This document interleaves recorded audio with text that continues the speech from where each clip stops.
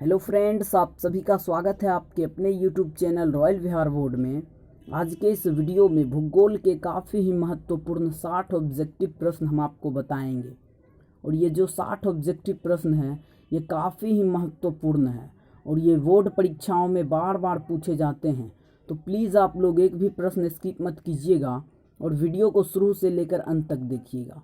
और इस 60 ऑब्जेक्टिव प्रश्न में से जो भी प्रश्न आपको याद ना हो तो उसको आप लोग याद कर लीजिएगा, क्योंकि काफ़ी ही महत्वपूर्ण ये 60 ऑब्जेक्टिव प्रश्न है, समझ गए। और चैनल को सब्सक्राइब नहीं किए हैं तो चैनल को सब्सक्राइब कर लीजिए। साथ में एक बेल आइकन आता है तो बेल आइकन को ऑल पे दबा लीजिएगा, ताकि जब भी क्लास स्टार्ट हो तो आपके पास नोटिफिकेशन पहुंचता रहे, समझ गए। और ये क्लास डेली सुबह 7 बजे और शाम 7 बजे स्टार्ट हो जाता है, तो आप लोग रोज़ 7 बजे हमसे जुड़कर अपना क्लास कर सकते हैं। और यदि आप लोग को इसका पीडीएफ चाहिए तो आप लोग रॉयल विहार बोर्ड का टेलीग्राम ज्वाइन कर लीजिए। टेलीग्राम में जाइए और वहाँ पे सर्च कीजिए रॉयल विहार बोर्ड।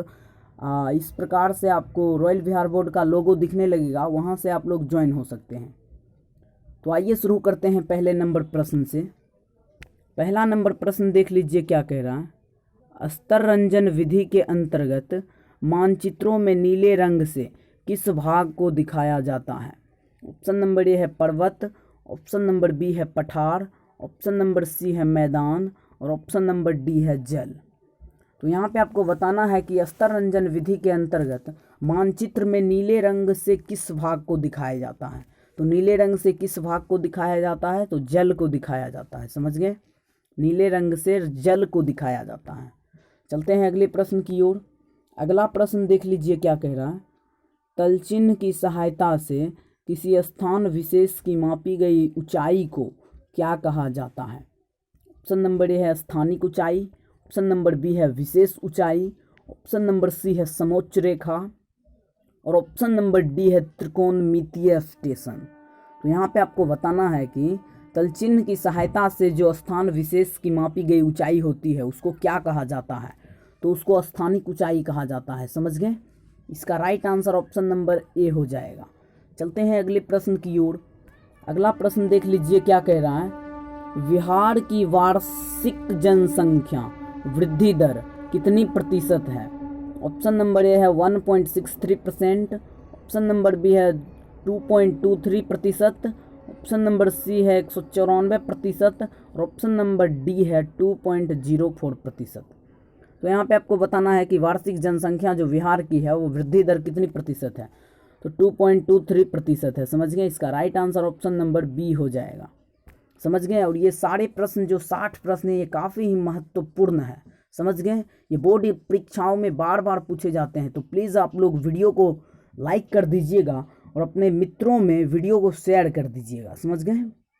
ताकि आपके मित्र जो हैं, आपके मित्र भी इस वीडियो के लाभ उठा सकेंगे, समझ गए। वीडियो का लाभ उठा सकेंगे, समझ गए। काफ़ी महत्वपूर्ण ये 60 ऑब्जेक्टिव प्रश्न है। चलते हैं अगले प्रश्न की ओर। अगला प्रश्न देख लीजिए क्या कह रहा है। उच्चावच प्रदर्शन के लिए हेस्योड विधि का विकास किसने किया था? ऑप्शन नंबर ए है गुटेनबर्ग, ऑप्शन नंबर बी है लेहमान, ऑप्शन नंबर सी है गीगर और ऑप्शन नंबर डी है रीटर। तो यहाँ पे आपको बताना है कि उच्चावच प्रदर्शन के लिए हेस्योड विधि का विकास किसने किया? तो किसने किया? तो लेहमान ने किया, समझ गए। इसका right answer option number B हो जाएगा। चलते हैं अगले प्रश्न की ओर। अगला प्रश्न देख लीजिए क्या कह रहा है कि खाद कारखाना कहाँ स्थित है? यहाँ पे आपको बताना है कि खाद कारखाना कहाँ स्थित है। ऑप्शन नंबर ए है बरौनी, ऑप्शन नंबर बी है बाढ़, ऑप्शन नंबर सी है मोकामा और ऑप्शन नंबर डी है लखीसराय। तो यहाँ पे आपको बताना है कि खाद कारखाना कहाँ स्थित है। तो खाद कारखाना बरौनी में स्थित है, समझ गए। खाद कारखाना कहाँ स्थित है? बरौनी में। इसका राइट आंसर ऑप्शन नंबर ए हो जाएगा। चलते हैं अगले प्रश्न की ओर। अगला प्रश्न देख लीजिए क्या कह रहा है। बिहार में प्राचीन नगर कौन नहीं है? यहाँ पे आपको बताना है कि बिहार में जो प्राचीन नगर इसमें कौन सा नहीं है, समझ गए। ऑप्शन नंबर ए है पाटलिपुत्र, ऑप्शन नंबर बी है नालंदा, ऑप्शन नंबर सी है छपरा और ऑप्शन नंबर डी है वैशाली। तो यहाँ पे आपको बताना है कि प्राचीन नगर कौन नहीं है। तो इसका right answer option number C हो जाएगा, छपरा। छपरा प्राचीन नगर नहीं है, समझ गए। ये तीनों जो है ये तीनों प्राचीन नगर है, ए बी और डी, समझ गए। और ऑप्शन नंबर सी जो है छपरा, ये प्राचीन नगर नहीं है। समझ गए, इसका right answer option number C हो जाएगा। चलते हैं अगले प्रश्न की ओर। अगला प्रश्न देख लीजिए क्या कह रहा है। बिहार में रेलवे का एकमात्र मुख्यालय कहाँ है? ये सारे प्रश्न काफ़ी इंपॉर्टेंट है। ऑप्शन नंबर ए देख लीजिए पटना है, ऑप्शन नंबर बी हाजीपुर है, ऑप्शन नंबर सी सोनपुर और ऑप्शन नंबर डी समस्तीपुर। तो बिहार में रेलवे का एकमात्र मुख्यालय कहाँ है? तो हाजीपुर में है। समझ गए, इसका right answer option number B हो जाएगा। चलते हैं अगले प्रश्न की ओर। अगला प्रश्न देख लीजिए क्या कह रहा है। रेल वर्कशॉप कहाँ स्थित है? ऑप्शन नंबर ए है जमालपुर, ऑप्शन नंबर बी है भागलपुर, ऑप्शन नंबर सी है मुंगेर और ऑप्शन नंबर डी है पटना। तो रेल वर्कशॉप कहाँ स्थित है? तो रेल वर्कशॉप जमालपुर में स्थित है। समझ गए, इसका राइट आंसर ऑप्शन नंबर ए हो जाएगा। चलते हैं अगले प्रश्न की ओर। अगला प्रश्न देख लीजिए क्या कह रहा है। बिहार की पहली रेल लाइन थी, बिहार की पहली रेल लाइन कौन थी? ऑप्शन नंबर ए है Martin light railway, option number B है ईस्ट इंडिया रेल मार्ग, ऑप्शन नंबर सी है भारत रेल और ऑप्शन नंबर डी है बिहार रेल सेवा। तो बिहार की पहली रेल लाइन कौन थी? तो ईस्ट इंडिया रेल मार्ग थी। समझ गए, इसका right answer option number B हो जाएगा। समझ गए, चलते हैं अगले प्रश्न की ओर। अगला प्रश्न देख लीजिए क्या कह रहा है। बिहार के किस शहर में कांच उद्योग स्थापित है? ऑप्शन नंबर ए है हाजीपुर, ऑप्शन नंबर बी है शाहपुर, ऑप्शन नंबर सी है भरकुंडा और ऑप्शन नंबर डी है भवानी नगर। तो बिहार के किस शहर में कांच उद्योग स्थापित है? तो हाजीपुर में स्थापित है। समझ गए, इसका राइट आंसर ऑप्शन नंबर ए हो जाएगा। चलते हैं अगले प्रश्न की ओर। अगला प्रश्न देख लीजिए क्या कह रहा है। बिहार में रज्जू मार्ग कहाँ है? ऑप्शन नंबर ए है बांका, ऑप्शन नंबर बी है राजगीर, ऑप्शन नंबर सी है गया और ऑप्शन नंबर डी है बिहार। तो बिहार में रज्जू मार्ग कहाँ है? तो रज्जू मार्ग राजगीर में है। समझ गए, ये सारे प्रश्न काफ़ी इंपॉर्टेंट हैं, आप लोग इसको नोटबुक में लिख कर याद कर लीजिएगा। समझ गए, और बोर्ड परीक्षा में हूबहू इसी से प्रश्न रहेंगे। समझ गए, चलते हैं अगले प्रश्न की ओर। अगला प्रश्न देख लीजिए क्या कह रहा है कि बिहार में बीएचपीसी द्वारा बृहत परियोजनाओं की संख्या कितनी है? ऑप्शन नंबर ए है 3, ऑप्शन नंबर बी है 10, ऑप्शन नंबर सी है 5 और ऑप्शन नंबर डी है 7। तो बृहत परियोजनाओं की संख्या कितनी है बीएचपीसी के द्वारा? तो 10 है। समझ गए, इसका right answer option number B हो जाएगा। चलते हैं अगले प्रश्न की ओर। अगला प्रश्न देख लीजिए क्या कह रहा है। बिहार की सीमा में रेल मार्ग की कुल लंबाई कितनी है? ऑप्शन नंबर ए है 6283 किलोमीटर, ऑप्शन नंबर बी है 5283 किलोमीटर, ऑप्शन नंबर सी है 7283 किलोमीटर और ऑप्शन नंबर डी है 8500 किलोमीटर। समझ गए, तो इसका राइट आंसर ऑप्शन नंबर ए हो जाएगा 6283 किलोमीटर। समझ गए, option number A is the right answer. सभी क्वेश्चंस को आप लोग याद कर लीजिएगा। समझ गए, चलते हैं अगले प्रश्न की ओर। अगला प्रश्न देख लीजिए क्या कह रहा है कि कोसी नदी घाटी परियोजनाओं का आरंभ हुआ। ऑप्शन नंबर ए है 1950 में, ऑप्शन नंबर बी है 1948 में, ऑप्शन नंबर सी है 1952 में और ऑप्शन नंबर डी है 1955 में। तो कोसी नदी घाटी परियोजना का आरंभ कब हुआ? तो 1955 ईस्वी में हुआ। समझ गए, इसका right answer option number D हो जाएगा। चलते हैं अगले प्रश्न की ओर। अगला प्रश्न देख लीजिए क्या कह रहा है कि बिहार के जूट उत्पादन में ऑप्शन नंबर ए है वृद्धि हो रही है, ऑप्शन नंबर बी है गिरावट हो रहा है, ऑप्शन नंबर सी है स्थिर है और ऑप्शन नंबर डी है इनमें कोई नहीं। तो बिहार के जूट उत्पादन में क्या हो रहा है? बिहार के जूट उत्पादन में गिरावट हो रहा है। समझ गए, इसका right answer option number B हो जाएगा। चलते हैं अगले प्रश्न की ओर। अगला प्रश्न देख लीजिए क्या कह रहा है कि संजय गांधी जैविक उद्यान किस नगर में स्थित है? ऑप्शन नंबर ए है राजगीर, ऑप्शन नंबर बी है बोध गया, ऑप्शन नंबर सी है पटना और ऑप्शन नंबर डी है बिहार शरीफ। तो संजय गांधी जैविक उद्यान किस नगर में है? तो संजय गांधी जैविक उद्यान पटना नगर में है। समझ गए, इसका right answer option number C हो जाएगा। चलते हैं अगले प्रश्न की ओर। अगला प्रश्न देख लीजिए क्या कह रहा है कि बिहार में कुल कितने अधिसूचित क्षेत्र में वन का विस्तार है? ऑप्शन नंबर है 6374 किलोमीटर, ऑप्शन नंबर बी है 6370 किलोमीटर, ऑप्शन नंबर सी है 6380 किलोमीटर और ऑप्शन नंबर डी है 6350 किलोमीटर। तो इसका राइट आंसर ऑप्शन नंबर ए हो जाएगा 6374 किलोमीटर। समझ गए, option number A is the right answer. चलते हैं अगले प्रश्न की ओर। अगला प्रश्न देख लीजिए क्या कह रहा है कि स्वतंत्रता प्राप्ति के समय देश में सड़कों की कुल लंबाई कितनी थी। ऑप्शन नंबर ए है 2.42 lakh kilometre, option number B है 1.46 lakh kilometre, option number C है 3.88 लाख किलोमीटर और ऑप्शन नंबर डी है 5.78 लाख किलोमीटर। तो स्वतंत्रता प्राप्ति के समय देश में सड़कों की लंबाई कितनी थी, तो 1.46 लाख किलोमीटर थी। समझ गए, इसका right answer option number B हो जाएगा। चलते हैं अगले प्रश्न की ओर। अगला प्रश्न देख लीजिए क्या कह रहा है कि निम्नलिखित में से कौन सड़कों का एक वर्ग नहीं है। ऑप्शन नंबर ए है पूर्व पश्चिम गलियारा, ऑप्शन नंबर बी है expressway, option number C है स्वर्णिम त्रिभुज राजमार्ग और ऑप्शन नंबर डी है सीमांत सड़कें। तो सड़कों का एक वर्ग कौन नहीं है, तो सीमांत सड़कें सड़कों का वर्ग नहीं है। समझ गए, इसका right answer option number D हो जाएगा। चलते हैं अगले प्रश्न की ओर। अगला प्रश्न देख लीजिए क्या कह रहा है, भारत को कुल कितने डाक क्षेत्रों में बांटा गया है। ऑप्शन नंबर ए है 7, ऑप्शन नंबर बी है 5, ऑप्शन नंबर सी है 6 और ऑप्शन नंबर डी है 8। तो भारत को कुल कितने डाक क्षेत्र में बांटा गया है, तो 8 डाक क्षेत्रों में बांटा गया है। समझ गए, option number D is the right answer. समझ गए, चलते हैं अगले प्रश्न की ओर। अगला प्रश्न देख लीजिए क्या कह रहा है कि देश में कितने विशेष आर्थिक क्षेत्र विकसित हैं। ऑप्शन नंबर ए है 10, ऑप्शन नंबर बी है 7, ऑप्शन नंबर सी है 15 और ऑप्शन नंबर डी है 5। तो कितने विशेष आर्थिक क्षेत्र विकसित हैं, तो 10 आर्थिक क्षेत्र विकसित हैं। समझ गए, चलते हैं अगले प्रश्न की ओर।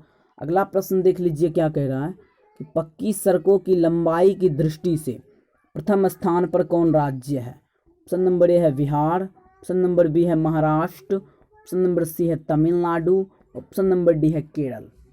तो यहाँ पे कौन राज्य आगे है, तो महाराष्ट्र राज्य आगे है। समझ गए, इसका right answer option number B हो जाएगा। चलते हैं अगले प्रश्न की ओर। अगला प्रश्न देख लीजिए क्या कह रहा है कि नागपुर सड़क योजना के अंतर्गत सड़कों को कितने भागों में बांटा गया है। ऑप्शन नंबर ए है 4, ऑप्शन नंबर बी है 6, ऑप्शन नंबर सी है 2 और ऑप्शन नंबर डी है 5। तो कितने भागों में बांटा गया है, तो यहाँ पे 6 भागों में बांटा गया है। समझ गए, इसका right answer option number B हो जाएगा। चलते हैं अगले प्रश्न की ओर। अगला प्रश्न देख लीजिए क्या कह रहा है कि भारत का सर्वाधिक विदेशी व्यापार किस मार्ग द्वारा होता है। ऑप्शन नंबर ए है स्थल मार्ग, ऑप्शन नंबर बी है वायु मार्ग, ऑप्शन नंबर सी है समुद्री मार्ग और ऑप्शन नंबर डी है पाइपलाइन। तो यहाँ पे किस मार्ग से ज़्यादा विकास मतलब ज़्यादा व्यापार होता है, तो किस मार्ग से होता है, तो समुद्री मार्ग से होता है। समझ गए, इस मार्ग से ज़्यादा जो है व्यापार होता है। समझ गए, समुद्री मार्ग से। इसका right answer option number C हो जाएगा। चलते हैं अगले प्रश्न की ओर। अगला प्रश्न देख लीजिए क्या कह रहा है। थोड़ा ये प्रश्न दिखाई नहीं दे रहा होगा, उसके लिए सॉरी। सो आप लोगों को मैं बता देता हूँ, देख लीजिए। भोपाल त्रासदी में किस गैस का रिसाव हुआ था। ऑप्शन नंबर ए है carbon dioxide, option number B है carbon monoxide, option number C है मिथाइल आइसोसाइनाइट और ऑप्शन नंबर डी है सल्फर डाइऑक्साइड। ये प्रश्न तो बोर्ड एग्जाम में रहते ही रहते हैं। समझ गए, और इस बार जो 2022 का बोर्ड एग्जाम होगा उसमें भी ये प्रश्न रहेंगे। ये प्रश्न बार बार पूछे जाते हैं। समझ गए, भोपाल त्रासदी में किस गैस का रिसाव हुआ बताओ, ऐसे। समझ गए, ये प्रश्न काफ़ी इंपॉर्टेंट है। तो कौन सा गैस का रिसाव हुआ था, तो मिथाइल आइसोसाइनाइट गैस का रिसाव हुआ था। समझ गए, इसका right answer option number C हो जाएगा, मिथाइल आइसोसाइनाइट। समझ गए, इस प्रश्न को आप लोग रट लीजिए, इन सारे प्रश्न को। चलते हैं अगले प्रश्न की ओर। अगला प्रश्न देख लीजिए क्या कह रहा है। इस स्वर्णिम चतुर्भुज महामार्ग से संबंधित नगर है। ऑप्शन नंबर ए है लखनऊ, ऑप्शन नंबर बी है पटना, ऑप्शन नंबर सी है गांधीनगर और ऑप्शन नंबर डी है चेन्नई। स्वर्णिम चतुर्भुज महामार्ग से संबंधित नगर चेन्नई है। समझ गए, इसका right answer option number D हो जाएगा। चलते हैं अगले प्रश्न की ओर। अगला प्रश्न देख लीजिए क्या कह रहा है कि इनमें कौन राज्य चाय का प्रमुख उत्पादक है। ऑप्शन नंबर ए है झारखंड, ऑप्शन नंबर बी है महाराष्ट्र, ऑप्शन नंबर सी है असम और ऑप्शन नंबर डी है पश्चिम बंगाल। तो कौन राज्य चाय का प्रमुख उत्पादक है, तो असम राज्य जो है ये चाय का प्रमुख उत्पादक है। समझ गए, इसका right answer option number C हो जाएगा। चलते हैं अगले प्रश्न की ओर। अगला प्रश्न देख लीजिए क्या कह रहा है, चावल के उत्पादन में कौन राज्य प्रथम है। ऑप्शन नंबर ए है बिहार, ऑप्शन नंबर बी है Madhya Pradesh, option number C है उत्तर प्रदेश और ऑप्शन नंबर डी है पश्चिम बंगाल। तो यहाँ पे चावल के उत्पादन में आगे कौन राज्य है, तो पश्चिम बंगाल है। समझ गए, इसका right answer option number D हो जाएगा। चलते हैं अगले प्रश्न की ओर। अगला प्रश्न देख लीजिए क्या कह रहा है कि निम्नलिखित में शीतकालीन फसल कौन है। ऑप्शन नंबर ए है चावल, ऑप्शन नंबर बी है प्याज, ऑप्शन नंबर सी है गेहूँ, ऑप्शन नंबर डी है मड़ुआ। तो शीतकालीन फसल कौन है, तो गेहूँ है। गेहूँ जो है शीतकालीन फसल है। समझ गए, इसका right answer option number C हो जाएगा। चलते हैं अगले प्रश्न की ओर। अगला प्रश्न देख लीजिए क्या कह रहा है कि गेहूं के उत्पादन में कौन राज्य आगे है। ऑप्शन नंबर ए है Madhya Pradesh, option number B है Uttar Pradesh, option number C है बिहार, ऑप्शन नंबर डी है महाराष्ट्र। ये सारे प्रश्न काफ़ी इंपॉर्टेंट है, मैं बार बार बता दे रहा हूँ, बोर्ड एग्जाम में बार बार पूछे जा चुके हैं। समझ गए, और मैं प्रीवियस ईयर का क्वेश्चंस भी सॉल्व करवाया हूँ। यदि आप लोग वो वाला वीडियो नहीं देखे हैं तो डिस्क्रिप्शन में लिंक अवेलेबल होगा, वहाँ से जाके आप लोग देख सकते हैं। समझ गए, प्रीवियस ईयर क्वेश्चंस का भी मैं सॉल्यूशन करा दिया हूँ। समझ गए, ऑब्जेक्टिव का करवाया हूँ, सब्जेक्टिव का नेक्स्ट वीडियो के बाद करवाऊँगा। समझ गए, सब्जेक्टिव का भी जल्द वीडियो अपलोड कर दूंगा। समझ गए, उसका भी आप लोग जाके देख लीजिए, सारे प्रश्न काफ़ी ही इंपॉर्टेंट है। समझ गए, तो यहाँ पे आपको बताना है कि गेहूं के उत्पादन में कौन राज्य आगे है, तो गेहूं के उत्पादन में उत्तर प्रदेश आगे है। समझ गए, इसका right answer option number B हो जाएगा। चलते हैं अगले प्रश्न की ओर। अगला प्रश्न देख लीजिए क्या कह रहा है कि जूट के उत्पादन में कौन राज्य आगे है। ऑप्शन नंबर ए है बिहार, ऑप्शन नंबर बी है असम, ऑप्शन नंबर सी है उड़ीसा और ऑप्शन नंबर डी है पश्चिम बंगाल। तो जूट के उत्पादन में पश्चिम बंगाल आगे है। समझ गए, इसका right answer option number D हो जाएगा। चलते हैं अगले प्रश्न की ओर। अगला प्रश्न देख लीजिए क्या कह रहा है कि निम्नलिखित में से किस राज्य में वन का सबसे अधिक विस्तार है। ऑप्शन नंबर ए है केरल, ऑप्शन नंबर बी है कर्नाटक, ऑप्शन नंबर सी है Madhya Pradesh, option number D है उत्तर प्रदेश। तो वन का सबसे अधिक विस्तार कहाँ है, तो मध्य प्रदेश में है। समझ गए, इसका right answer option number C हो जाएगा। चलते हैं अगले प्रश्न की ओर। अगला प्रश्न देख लीजिए क्या कह रहा है कि निम्नलिखित में से कौन रबी फसल है। ऑप्शन नंबर ए है धान, ऑप्शन नंबर बी है गेहूँ, नंबर सी है केला और ऑप्शन नंबर डी है चाय। तो रबी फसल कौन है, तो रबी फसल गेहूँ है। समझ गए, इसका right answer option number B हो जाएगा। चलते हैं अगले प्रश्न की ओर।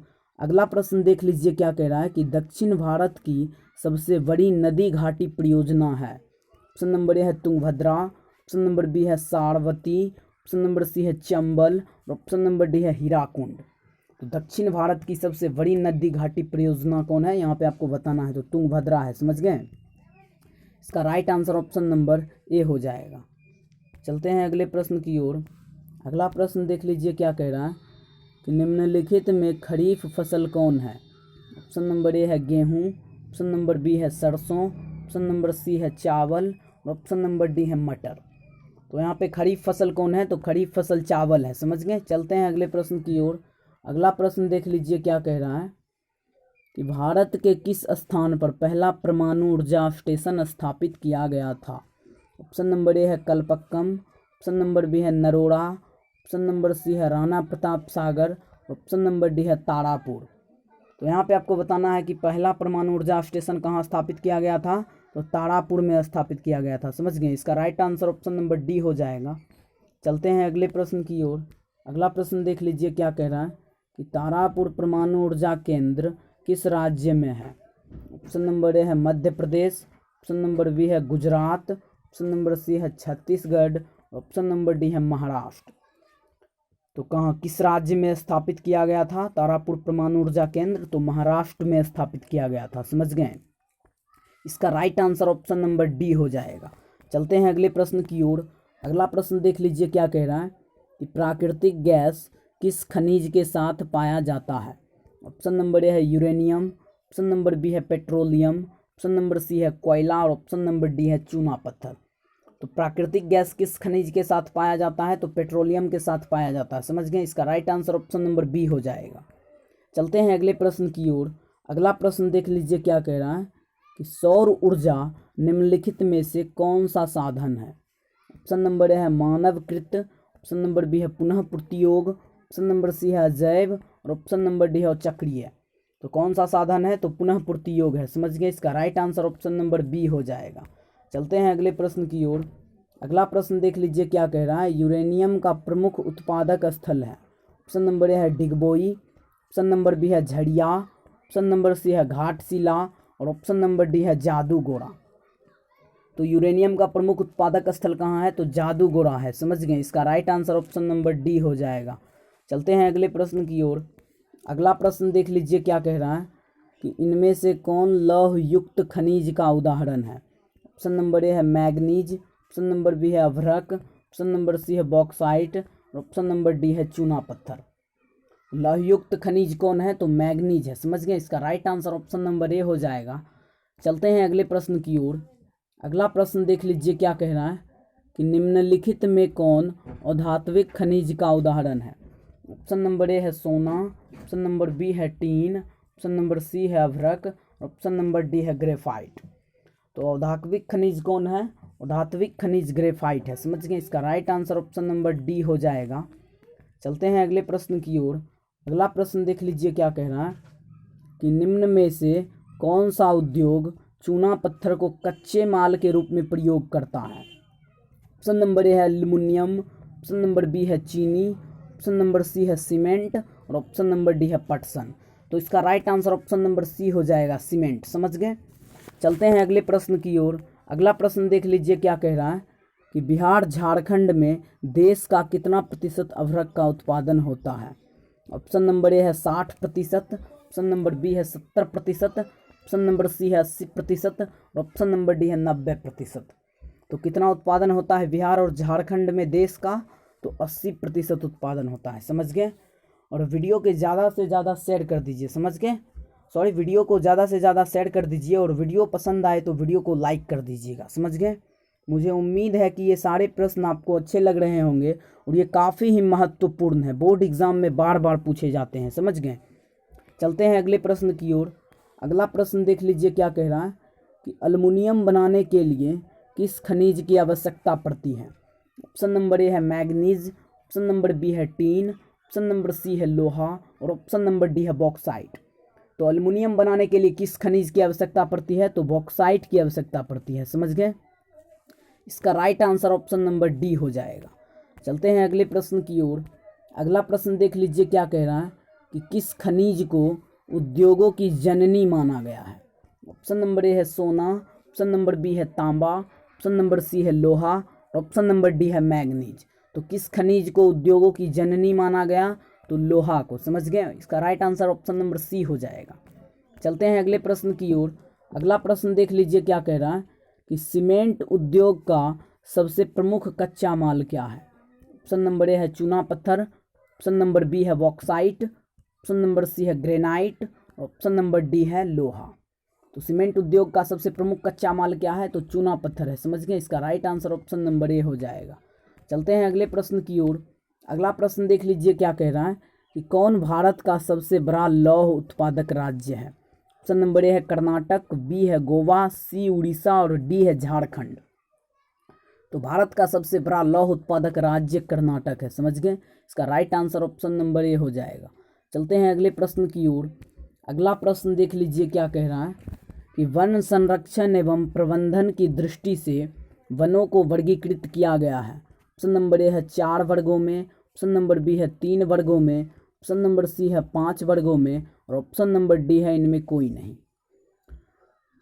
तो कितने वर्गों में वर्गीकृत किया गया है वनों को? तो 3 वर्गों में वर्गीकृत किया गया है। समझ गए? इसका right answer option number B हो जाएगा। चलते हैं अगले प्रश्न की ओर।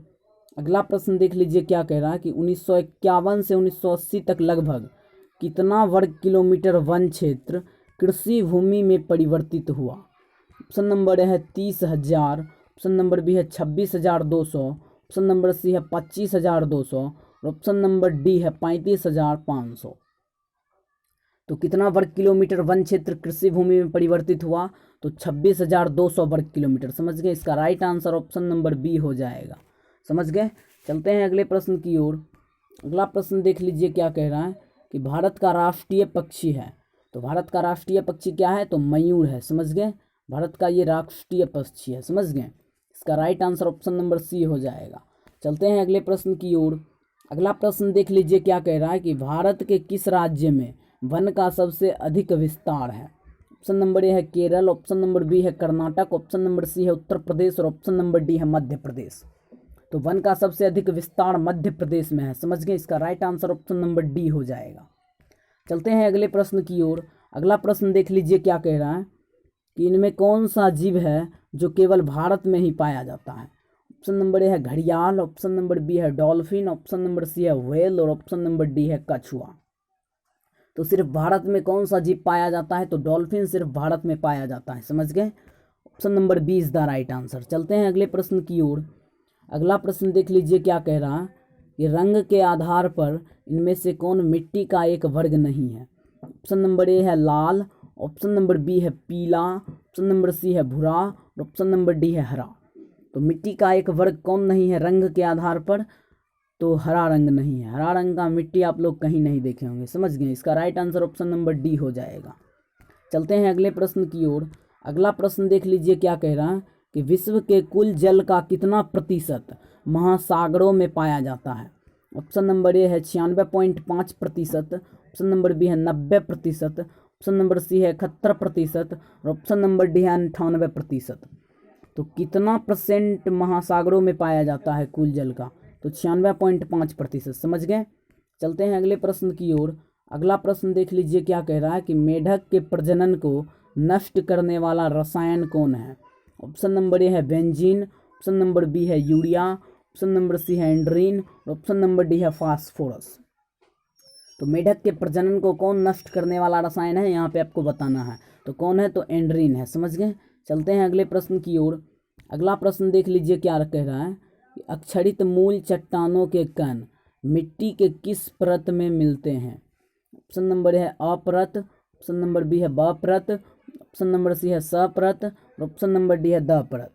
तो किस परत में मिलते हैं, तो स परत में मिलते हैं। समझ गए, इसका right answer option number C हो जाएगा। चलते हैं अगले प्रश्न की ओर।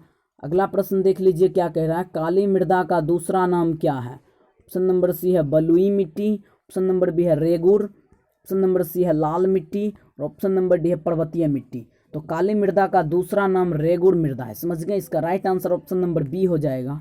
चलते हैं अगले प्रश्न की ओर। अगला प्रश्न देख लीजिए क्या कह रहा है कि सोपानी कृषि किस राज्य में प्रचलित है। ऑप्शन नंबर ए है हरियाणा, ऑप्शन नंबर बी है पंजाब, ऑप्शन नंबर सी है बिहार का मैदानी क्षेत्र, ऑप्शन नंबर डी है उत्तराखंड। तो सोपानी कृषि किस राज्य में प्रचलित है, तो उत्तराखंड में प्रचलित है। समझ गए, इसका right answer option number D हो जाएगा। तो चलते हैं अगले प्रश्न की ओर। अगला प्रश्न देख लीजिए क्या कह रहा है, भारत में सर्वाधिक क्षेत्र पर किस मिट्टी का विस्तार है। ऑप्शन नंबर ए है जलोढ़, ऑप्शन नंबर बी है काली, ऑप्शन नंबर सी है पर्वतीय और ऑप्शन नंबर डी है लैटेराइट। तो किस मिट्टी का विस्तार है, तो जलोढ़ मिट्टी का विस्तार है। समझ गए, चलते हैं अगले प्रश्न की ओर। सो आज का टोटल प्रश्न हमारा क्लियर हो गया है। समझ गए, और यदि आप लोगों को इसका PDF चाहिए तो आप लोग इस रॉयल बिहार बोर्ड के टेलीग्राम से ज्वाइन हो सकते हैं। समझ गए, वहाँ पे जाइएगा और वहाँ पे जितने दिन भी मैंने क्लास लिए हैं इस चैनल पे उन सारे का PDF आपको मिल जाएगा, बिल्कुल फ्री ऑफ कॉस्ट। समझ गए, सारे का PDF मिल जाएगा। और वीडियो आपको अच्छा लगा तो कमेंट में बताइएगा। समझ गए, और वीडियो को लाइक कर दीजिए, अपने मित्रों में वीडियो को शेयर कर दीजिए। समझ गए, और चैनल को सब्सक्राइब नहीं किए हैं तो सब्सक्राइब कर दीजिए। समझ गए, सो आज के लिए इतना ही, मिलते हैं नेक्स्ट वीडियो में, तब तक के लिए धन्यवाद।